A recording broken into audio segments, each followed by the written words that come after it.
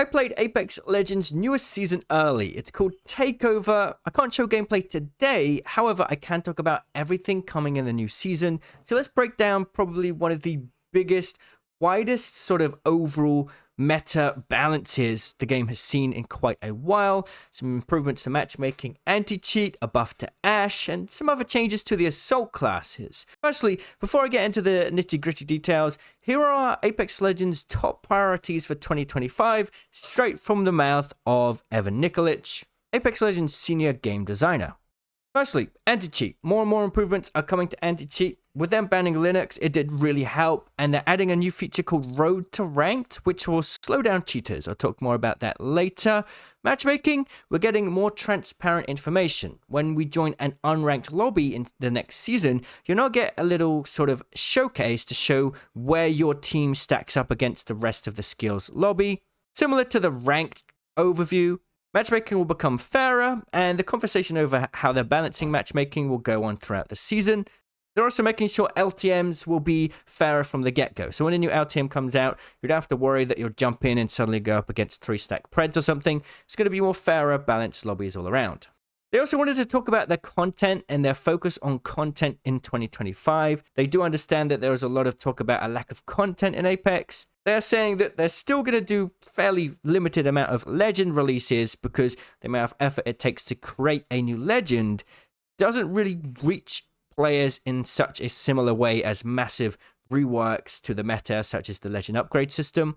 So they're going to focus on massive big changes like that more this season, be more aggressive of changing up the meta, and kind of being even more out there when it comes to pushing out things that completely redefine the boundaries of what Apex Legends is. So those are like the main pillars: matchmaking, anti-cheat, and content. Those are the main pillars we're getting for 2025.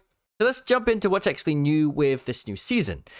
Firstly, we have this new feature called Arsenals. They will appear around the map across every POI. Whilst these Arsenal locations will be the same across the map, they'll be randomly given a ammo type, and that ammo type will determine what weapons are inside. You can basically land on that and ensure you get whatever weapon you want. So let's say you like light ammo weapons, you can go land in a light ammo arsenal and ensure that you get the weapon you want. Or if you like snipers, you can make sure you land in a POI that has a sniper arsenal. Every match, you'll be able to see which arsenals are available at each POI as you land in. So it's a very easy way to get the guns that you want, and it removes a bit of RNG. Next, let's talk about the legend and meta changes. There are some significant changes this season. We've got an assault class buff, an Ash sort of mini rework or buff, I suppose, a ballistic buff, and basically every gun in the game has been buffed. So yeah, we'll talk more about that in a minute. Firstly, the assault classes. They have new perks. Stowed Reload is the first perk. It's basically the gold mag, but on every gun. So any stowed weapon will auto-reload after 2 seconds now. They also have Combat Reserve, which is still having an extra ammo stack per inventory slot, but they will also get 2 extra inventory slots for grenades, no matter what backpack level they have. And then they have Battle Surge. When an assault character cracks the enemy's shields, the enemy will be highlighted for the enemy team. The assault legend will get a speed boost and fast reload for a short period. Now let's talk about Ash. Ash has had an ultimate improvement. It's no longer as buggy. It's going to be more accurate on where you place it, so you're not going to get randomly it just teleporting right in front of you when you're aiming somewhere else. From my experience, it really has improved a lot. A lot of improvement there. It's also got longer distance, faster movement, and the Arc Snare, is going to be doing a better job at snagging players to the point. And there's a brand new Ash passive. She now has a mid-air dash ability. So whenever she's in the air, she can jump again, and that will allow her to do a quick dash in the directions that she's facing. It feels like a sort of mini jump pad in a way. It's really fun, really fast-paced, and it almost also feels like a extra tap strafe because you can jump in one direction, turn, and then dash in the opposite direction, whatever you're facing. It's really strong, really fluid, probably the best sort of mid-air movement ability that we have. And there's a perk for Ash that will allow her to now have 2 ultimate charges and also 2 dash charges, so 2 new perks for her. Next we have Ballistic. A lot of Ballistic's perks have gone into his main kit.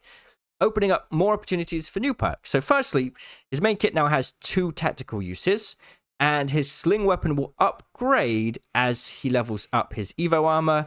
You won't need a perk for that anymore. On top of that, Ballistic will be able to put care package weapons in his sling, and when activating his ultimate, it will have infinite ammo for the ultimate period. So pretty cool. He has new upgrades, of course, one of which being increasing his ultimate time, and the other one being doubling his tactical usage.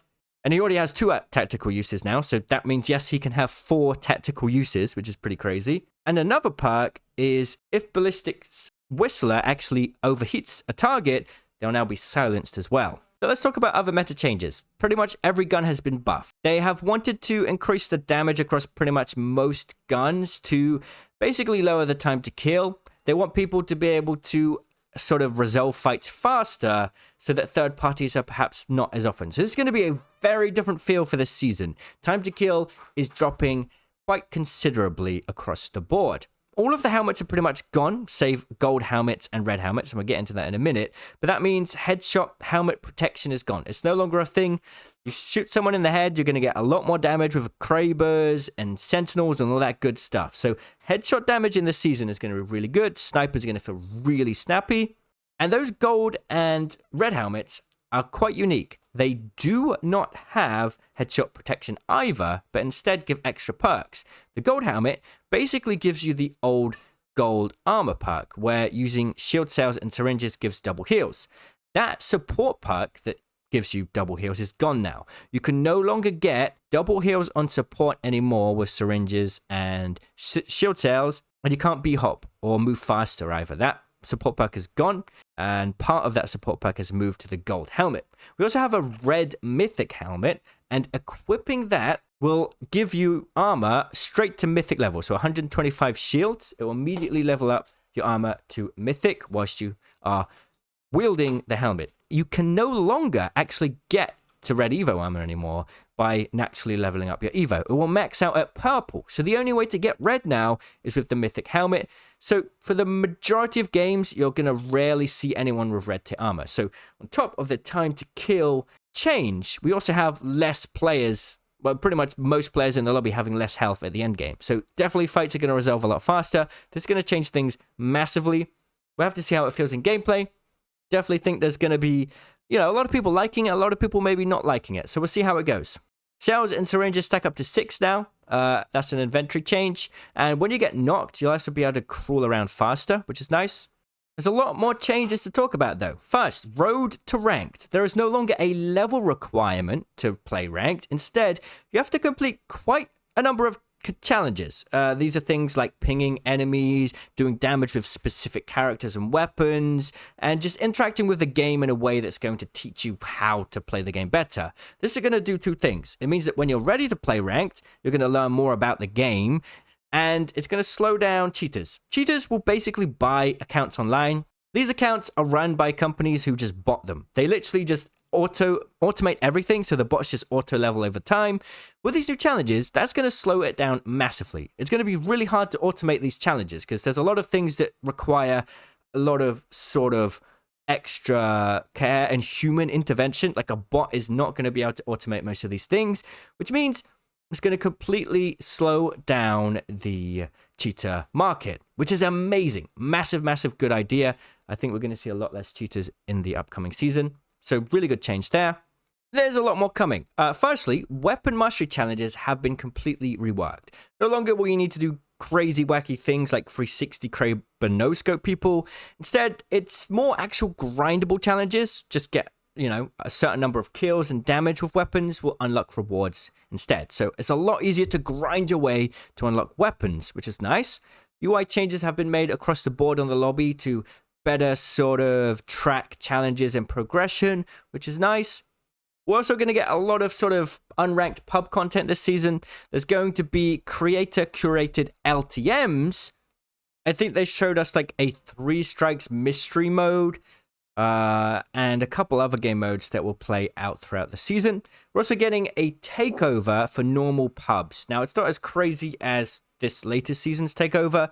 Basically, there'll be a new Rampart care package that drops alongside the normal care packages. Inside will be Rampart modded versions of the R301 with special abilities. You can see those on screen now, so they aren't going to make as much of a difference as, say, the Rift Relics did, but they are certainly going to be a new fun toy to play in unranked lobbies, but it's not going to be as disruptive as Rift Relics. I think that's everything worth talking about for the new season as far as I can remember. Let me know what you think, and I'll see you in the comments. Cheerio!